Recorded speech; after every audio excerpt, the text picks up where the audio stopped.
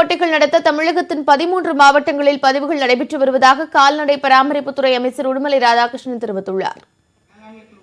தமிழ்நாடு கால்நடை மருத்துவ அறிவியல் பல்கலைக்கழகம் சார்பில் மண்டல அளவிலான பண்ணை உரிமையாளர்களுக்கான கண்காட்சி நெல்லை ராமையன்பட்டி கால்நடை மருத்துவமனை மற்றும் ஆராய்ச்சி கல்லூரியில் நடைபெற்றது.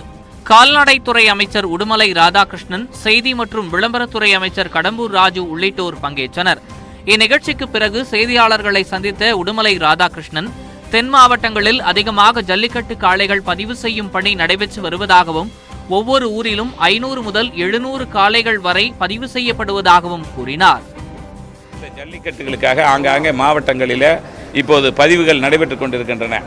குறிப்பாக சொல்ல வேண்டும் என்று சொன்னால், நம்முடைய மதுரையில் ஆரம்பித்து நம்முடைய திண்டுக்கல், புதுக்கோட்டை போன்ற மாவட்டங்கள், திருச்சி மாவட்டங்கள், அரியலூர், பெரம்பலூர் மாவட்டங்களில் அதிக அளவு இன்றைக்கு எண்ணிக்கையிலே அதுக்குண்டான பணிகள் நடைபெற்றுக் கொண்டிருக்கின்றன.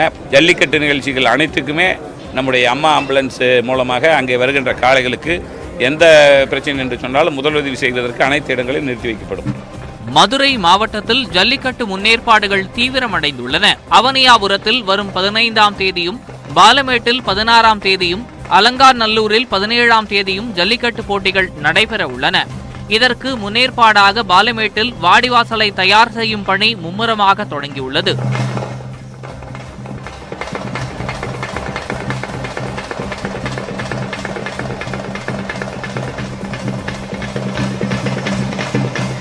இதனிடையே பொங்கல் விழாவை முன்னிட்டு தருமபுரி மாவட்ட கரும்பு ஆலைகளில் வெல்லம் உற்பத்தி தீவிரமடைந்துள்ளது.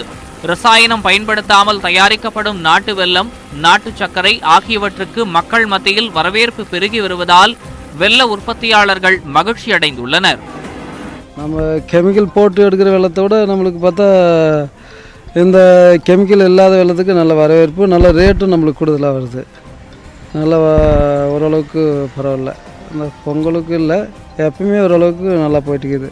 நெல்லை மாவட்டம் பொட்டல், அருகன்குளம் உள்ளிட்ட இடங்களில் பொங்கலுக்காக விளைவிக்கப்பட்ட மஞ்சள் குலை அறுவடைக்கு தயாராகியுள்ளது.